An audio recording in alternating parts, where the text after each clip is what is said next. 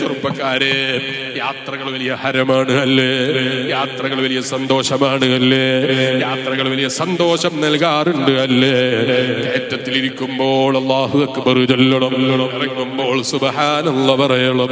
അങ്ങനെ പാഠം ഉൾക്കൊള്ളുന്ന യാത്രകളാകണം. ഉമ്മമാരെ, നമ്മളെ മക്കളെ യാത്രക്ക് ചോദിക്കുമ്പോ സമ്മതം കൊടുത്തേക്കണം.